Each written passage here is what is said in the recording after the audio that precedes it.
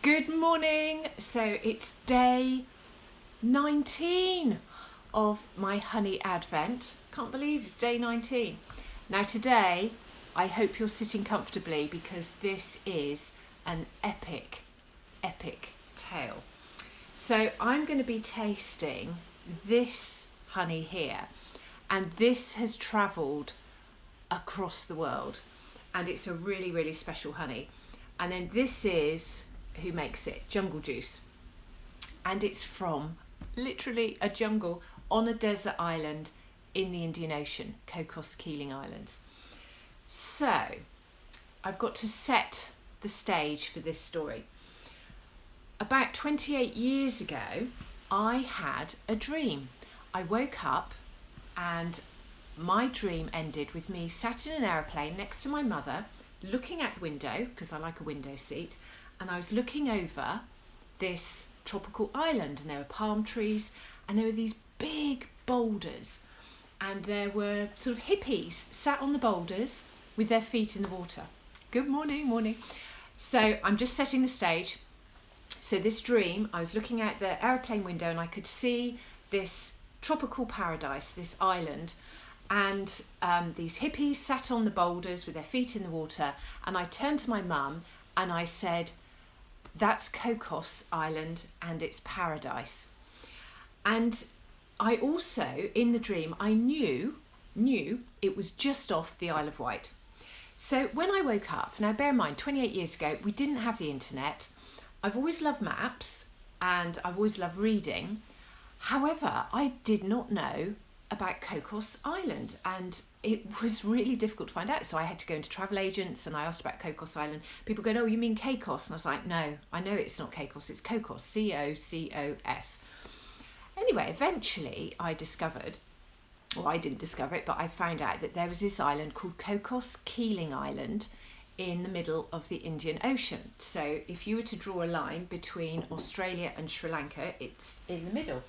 And just to help, I've brought my atlas because I wanted to show you so you have an idea of where it was. So here we go, map of the world.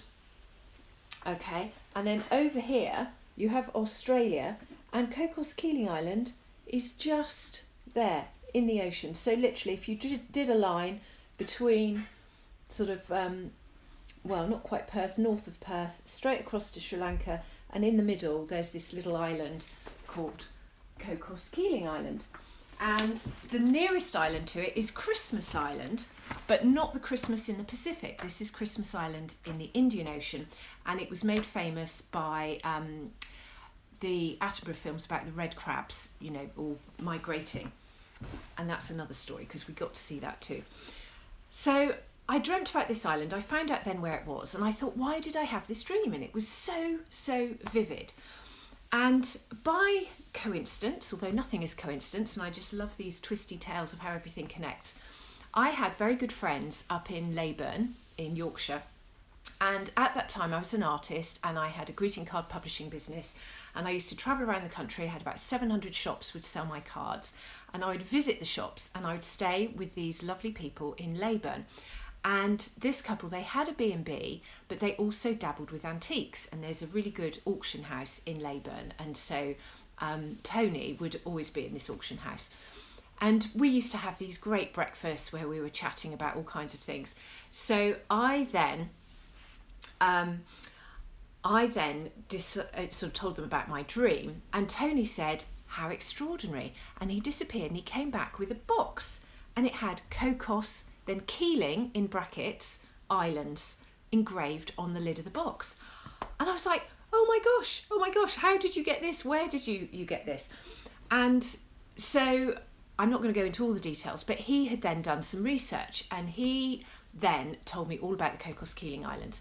And these islands were uninhabited, and then in about the 1700s, two naval officers came across the islands, and there's 26 islands in this sort of horseshoe.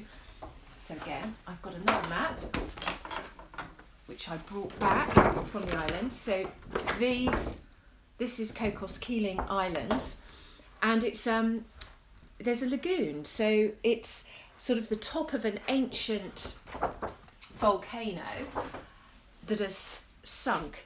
And so there's this huge great trench all the way round. The highest point is only 6 feet, highest point above water. And so the Cocos Keeling Islands were inhabited eventually by a chap called Clunes Ross. And he was a British man. And what I learned from Tony, and then from doing more research, and I actually wrote to the islands and I had a letter back. So this is all in the early 1990s. And Clunes Ross had inhabited the island and turned it into a coconut plantation. And he put in some Malayans who were then working on the Cocos coconut plantation. And he retired, he left the islands eventually, left his children and his family stayed there, but he retired on the Isle of Wight. So isn't that bizarre that my dream was it was just off the Isle of Wight and he retired on the Isle of Wight? Well then, meanwhile, my gran was doing some family research and her sister was doing family research. And then they found that some of our descendants were called Ross and from the Isle of Wight. So that was a bit spooky. Never found any more details, but anyway, there was a bit of a connection. And throughout the 1990s, I tried whatever I could do to get to Cocos Keeling. But at that time, it was a quarantine centre for animals. And on my birthday, but before I was born, in the 1950s, the island was sold from the British to the Australian government. So it became an Australian territory. And so it continued to be run by the Clunes Ross family.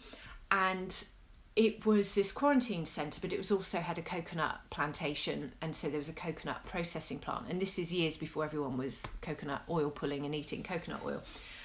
And so I then also learned that it was a popular stop-off place for Australian travellers, so your hippies, to go and work in the plantation and to work in the factories.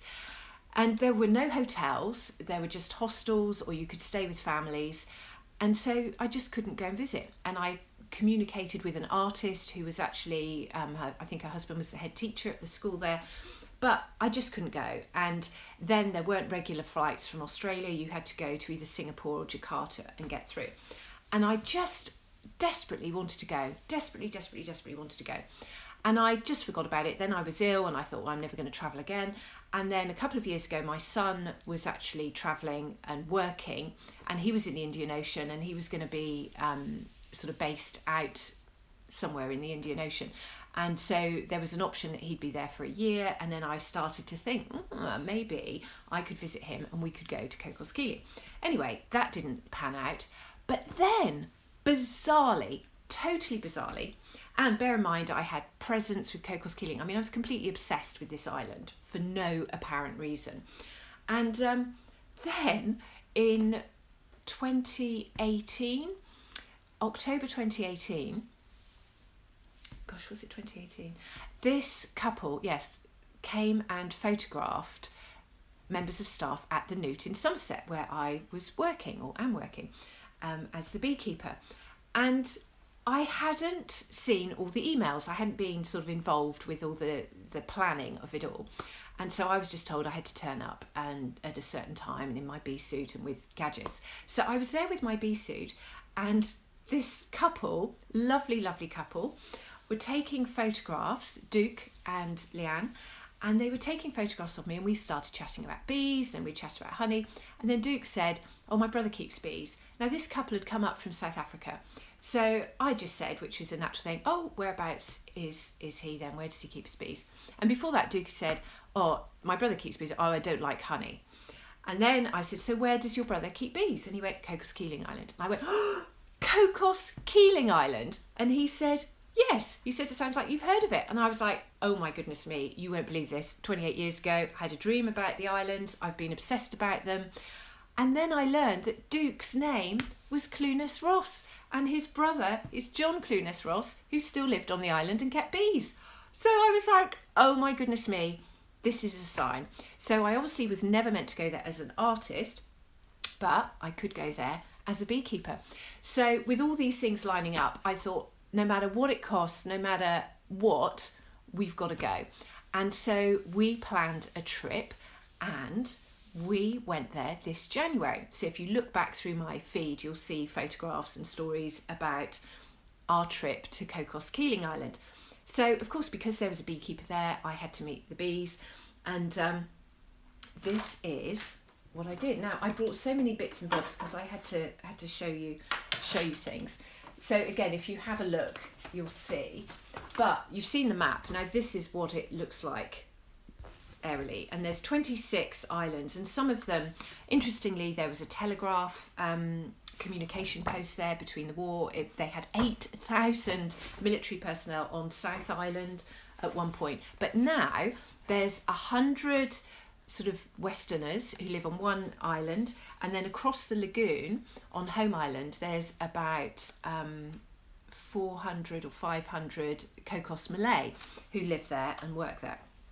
And there's all sorts of sad histories and happy histories about the islands, but it is an amazing place, and we had 10 nights there and we just absolutely fell in love with it, and it was a dream. I mean, there's a picture, so you can see, you look across the lagoon and you can see these other tiny islands on the other side. Now I was worried before I went because I thought, gosh, it looks tiny on a map. I mean, on most globes it doesn't even appear, and I thought, gosh, how do they do with the mating? But when you get there, it's actually quite a bit bigger than you imagine, and there's a lot of wildness. There's a lot of wildness, and the quarantine centre that used to have elephants and giraffes and tigers as they were being shipped around the world is now closed, and there's nothing there apart from wild bees.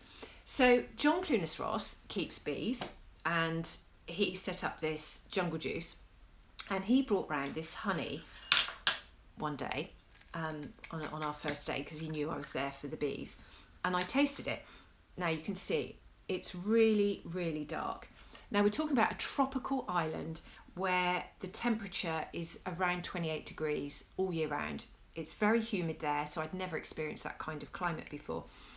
And so I tasted the honey,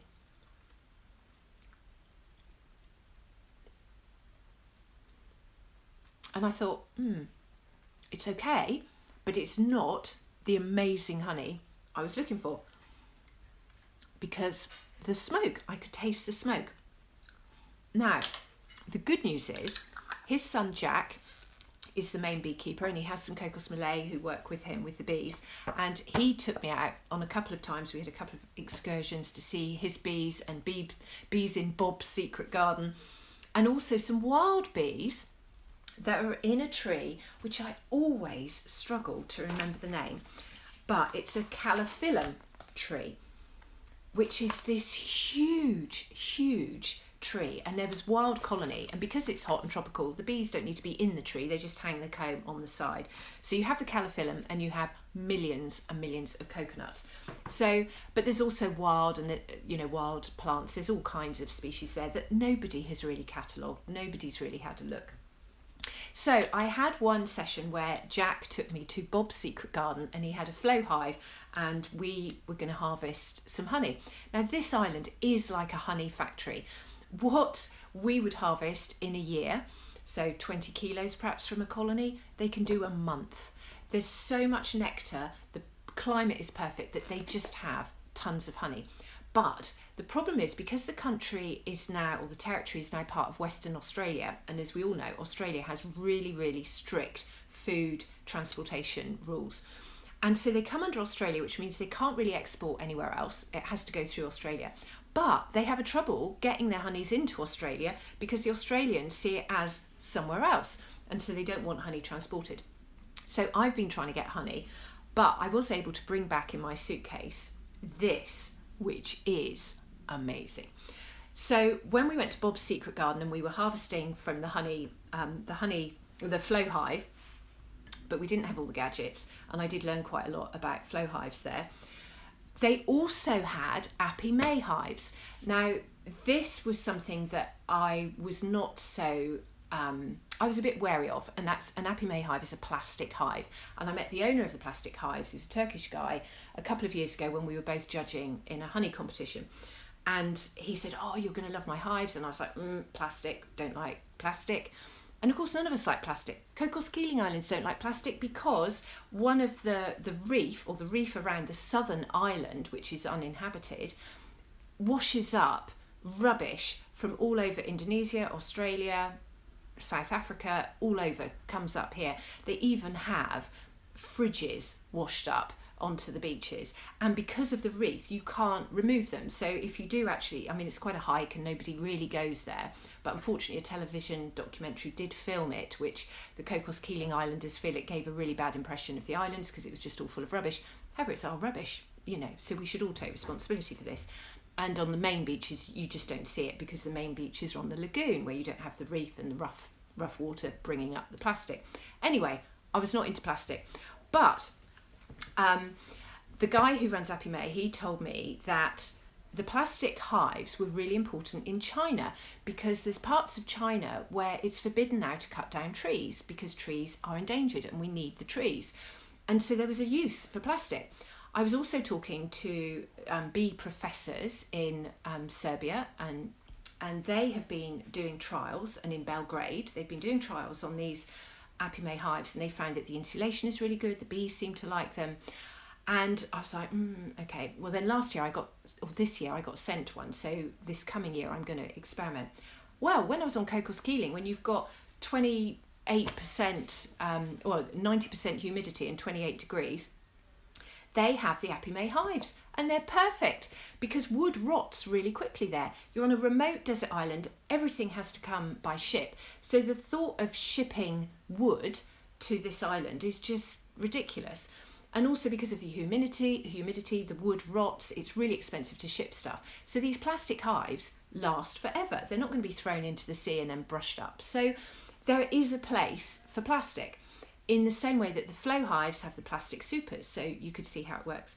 Well, I went with Jack to Bob's Secret Garden where he had his flow hive, and you can see the picture, it was the post earlier, and we were starting to open up the hive to extract the honey. So we had this big bucket to just empty some of the frames from one hive, and we had to take the lid off, and on the lid of the hive the bees had just completely filled it with honeycomb, completely. So we put that to one side, and what I noticed was that there was a lot of smoking going on. Now, as you know from earlier posts, I don't smoke my bees.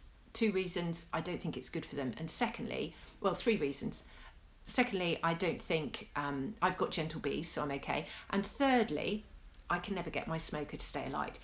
And here he had his smoker, and it was just, if you're beekeeping, there's a sort of an idea of you could just smoke gently sort of before you enter the hive, but then you can get into this habit of sort of puff puff puff puff puff whenever there are bees around. Now the problem was a lot of it is habit, and it's not because the bees are attacking you, it's just, oh, we've got to smoke the hive. We all seen pictures of beekeepers with their smokers, and it's what we're meant to do. And he was just puff puff puff puff puff puff puff, and then I realised this honey, you can just taste the smoke. Maybe it's the humidity, maybe it's just the combination of everything. Perhaps it's a light honey because of the coconut, but anyway, it was smoky. So what I suggested was, before we put the hive back together again, there was all this honeycomb in the lid, and I said, let's just cut that off because I'd like you to taste it. So we cut it out, and he said, well, normally we just leave it, but this, so we then cut the comb and we extracted it, and they have to store the honey in the fridge. And this is my little takeaway pot, and you can see it's a different colour. It's a lighter amber, it's not as dark as the other honey. So this has got wax in as well, and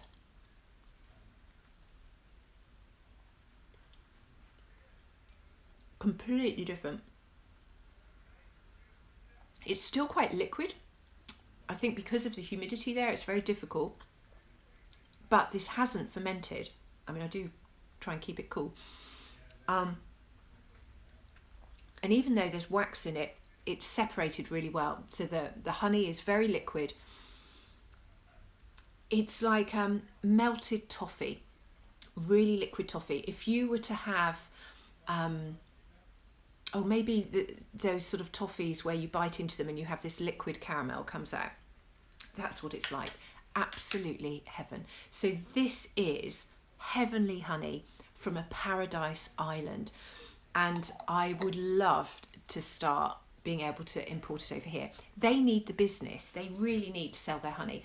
They're completely trapped with Australian laws and imports, which is a real pain. So what we're hoping is that we can actually have an agreement that they can ship and perhaps do the northern route. So go straight from Cocos Keeling to Jakarta and then ship from Jakarta to the UK. So that's what I'm trying to find out, is how we can have this amazing honey in the UK. And of course, I really want to go back. And the real blessing for us for this year was that we were able to travel there in January. And the last day that we left, we had to fly from Jakarta to Christmas Island to Cocos, then back to Christmas, and then Jakarta back. We got the last flight of Christmas Island back to Jakarta.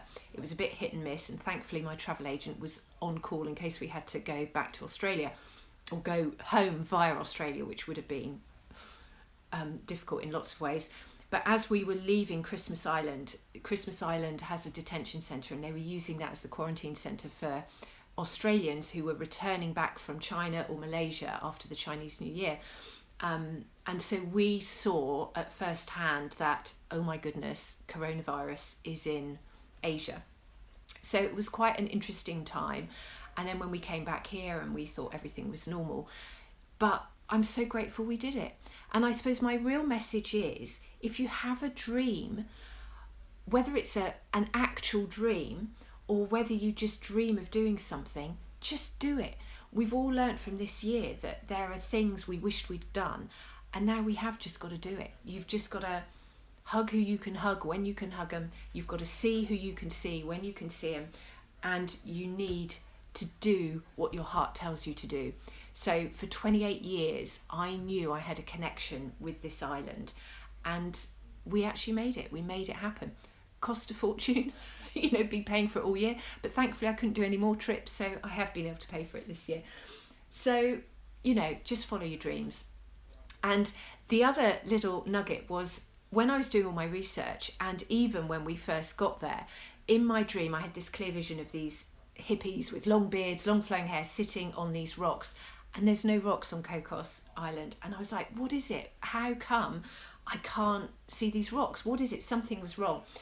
And by travelling around, all around the piers, and particularly on the home island where the coconut factory and the museum and everything is, there's sandbags, giant sandbags that have been there for years, and they look like boulders.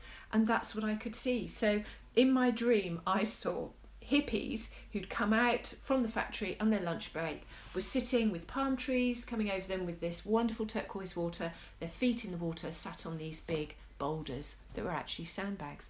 So, and of course the tourist brochures, they don't show the pictures of the sandbags, but they still look beautiful. And so that perhaps is one of my spiritual homes, is Cocos Keeling. And I just love the connection and how the bees brought us all together. So through meeting a Clunes Ross from Africa in Somerset, and from me having the dream in Somerset, but then having a friend in Yorkshire who had all the knowledge about Cocos Keeling, and then managing to get there. And the real bonus was Greg, my husband, who had to come with me, who was sort of semi-reluctant. This was my dream, my passion, my trip, my bees. He loved it too. So if it could ever be possible, that's our retirement home, is to go there onto Cocos Keeling Island and become part of that community. And I'd love to work with the beekeepers, and because the Cocos Malay are Islamic, they're Muslims, and I feel I would love to do the training with them on spiritual beekeeping, so enabling them to work closer with the bees so they're not fearful, they don't need to use the smoke. The bees are producing so much honey, and the world needs that honey. It's pure, clear airs. There's no, they've got no telephone things there, so there's no Wi-Fi or limited Wi-Fi. You don't have mobile phones, so they haven't got the same effects. There's no chemicals used in the soil. It's heaven. So it's from jungle juice to paradise honey, and this is where my heart lies, is to actually share this honey with you and help the people making this honey share it with all of us, and working more with the bees. So from what I've learned in Oman, in Bhutan, in Britain, in America, to actually go to Cocos and say, look, how about if we stop using the smoke and spread the good news about your honey? So there we go. So it was an epic tale. So you've learnt a little bit about geography, history, and paradise of Cocos Keeling Islands. So, and normally when you find a gem, you say, oh, I don't want to tell anyone because I don't want them to go there. But this island needs the tourism, and it can only have 100 people on the islands at any one time. And I think the maximum, I can't remember, it's not many people go there a year. And of course, when we were there was only about 20 tourists. And then the other amazing thing was, on the first day we were on Cocos Keeling Island, we caught a bus. There's a little bus that goes around and takes people about, and I wanted to go and see the Barge Art Gallery because the artist I'd written to 28 years before had sent me a picture of them in the Barge Art Gallery, so I wanted to go there. So we got this bus and we jump on the bus, or we had to wave down the bus, and then I said, oh, can you take us to the barge? And the guy said, yes, and there were only 6 other people on the bus, and the 2 people in the front went, oh, you're from England? And we said, oh yes, oh, you're from England too. Turned out they live in Castle Carey, in the same town, so they had travelled across the world too. Then my husband was talking to them all about Castle Carey, and then the couple who were sat behind us, they said, oh, did we hear you're from Castle Carey? And I said, oh yes. And they said, well, this is odd, they said, because our dear friends live near Castle Carey. And I went, oh, where do they live? Galhampton, the next village. And I said, oh, what were their names? They went, oh, well, you wouldn't know them. And I said, well, just try me. I said, we all know each other. And they went, John and Margie Robinson. And I knew them really, really well, because John Robinson was an artist, a great sculptor, and they knew them from when the Robinsons lived in Australia and had a farm in Australia. And so what a small world. So there we go. So just speak to everyone, because you never know who you're going to meet. And especially at this time, we're not getting to speak to many people. So if you can make a connection, just do, because it warms our hearts when we all connect together. So we are all connected. The bees are busy connecting everybody, and I'm sharing these stories so you can follow your dreams, literally. So have a dreamy weekend. Enjoy my trees with bees, trees, bees, people, love, hearts, heaven. Here we go. Have a great day. See you all tomorrow.